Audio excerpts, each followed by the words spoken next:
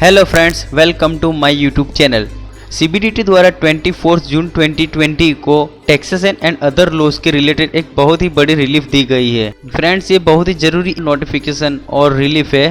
तो please video को and तक ज़रूर देखिएगा।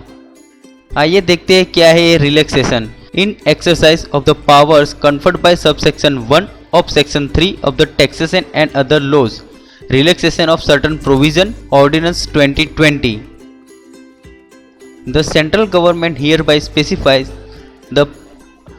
for the purpose of the said subsection 1, यानी सेक्शन 3 का जो सबसेक्शन 1 है, जिसमें कोविड-19 में ऑर्डिनेंस 2020 लाया गया था, जिसमें बहुत सारे रिलैक्सेशन दिए गए थे, उसके पावर को एक्सरसाइज करते हुए सेंट्रल गवर्नमेंट स्पेसिफाइज करता है। The 31st day of the December 2020 shall be the end date of the period during which the time limit specified in or prescribed or notified under the specified act falls for the completion or compliance of such action as specified under the said subsection. Second, the 31st day of the March 2021 shall be the end date to which the time limit for completion or compliance of such section shall stand extended. यानी different acts में जो compliance की date दी गई थी उसे further extend कर दिया गया है। और एक बहुत ही बड़ी रिलैक्सेशन है जो इनकम टैक्स के रिलेटेड है, जो जाननी बहुत ही ज़रूरी है। Furnishing of return under section 139 thereof for the assessment year commencing on the, यानी सेक्शन 139 के अंडर जो रिटर्न फाइल होते हैं उसमें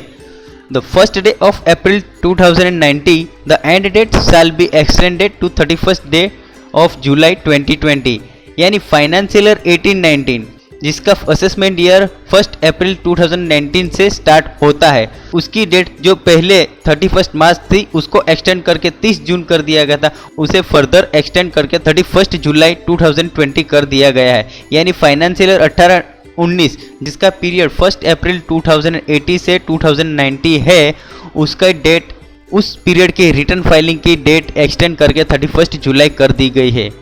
फिर दूसरी रिलैक्सेशन है जो पहले भी नोटिफाई कर दिया गया था, first day of April 2020 the end date shall be extended to the 30th day of November 2020,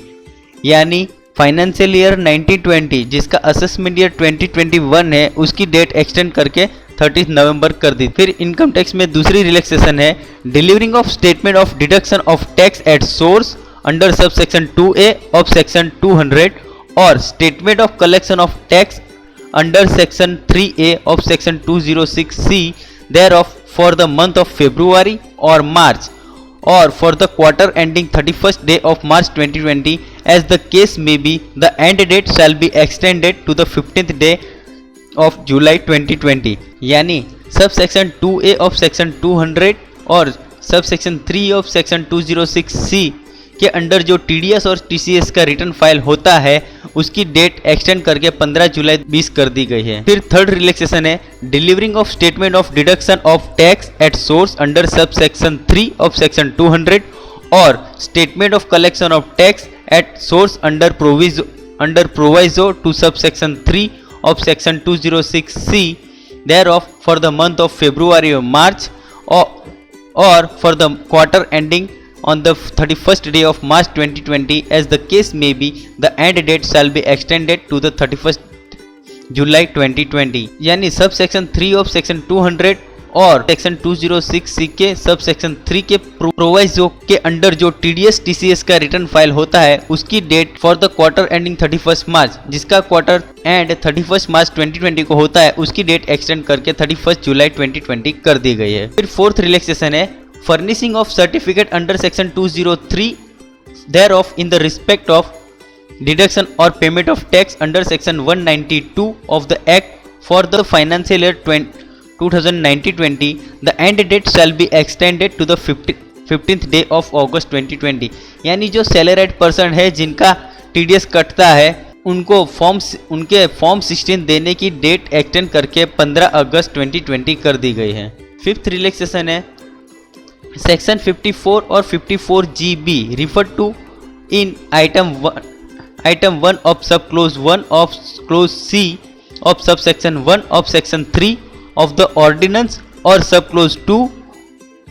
of the said clause, the end date in respect of time limit for the completion or compliance and the date making the said completion or compliance shall be the 29th day of September 2020 and the 30th day of the September 2020 respectively. यानी capital gain के under section 54 और 54 GB के under investment करके जो आप claim कर सकते हो उसके कंप्लीशन और कंप्लायंस की डेट एक्सटेंड कर दी गई है। यानी सेक्शन 54 और 54 GB के अंडर इन्वेस्टमेंट करने की डेट 29 सितंबर 2020 कर दी गई है और वो कंप्लायंस कंप्लीट करने की डेट 30 सितंबर 2020 कर दी गई है। फिर सिक्स्थ रिलैक्सेशन है any provision of chapter 6A under heading B deduction in respect of certain payment thereof referred to in item 1 or sub clause 1 of subsection 1 of section 3 of ordinance, the end date in respect of time limit for the completion or compliance and the date for making the said completion or compliance shall be the 30th day of July 2020 and the 31st day of July 2020 respectively। Chapter 6A जो कुछ payment पे आपको income tax में deduction मिलता है उसके बारे में बात करता है, जैसे कि LIC है, पब्लिक प्रोविडेंट फंड में है, किसान विकास पत्र है, जैसे में आप इन्वेस्टमेंट करते हो वो आप ATC के अंदर डिडक्शन क्लेम कर सकते हो, जिसकी डेट अब से पहले 30 जून कर दी गई थी, वो फर्दर एक्सटेंड करके 30 जुलाई 2020 कर दी है। उसके कंप्लायंस कंप्लीट करने की डेट 31 जुलाई 2020 कर दी गई है। फिर सेवंथ रिलैक्सेशन है furnishing of report of audit under any provision thereof for the assessment year commencing on the first day of April 2020, the end date shall be extended to the 31st day of October 2020। यानी financial year 1920 जिसका assessment year 2021 है उसके और जिन business को tax audit applicable है उनकी date extend करके 31 अक्टूबर 2020 कर दी गई है। तो ये थे बहुत बड़ी रिलीफ जो इनकम टैक्स एक्ट के अंदर दी गई है CBDT द्वारा। अगर आपको हमारी वीडियो पसंद आई तो प्लीज़ उसे लाइक एंड शेयर करें और हमारे चैनल को सब्सक्राइब करना ना भूलें।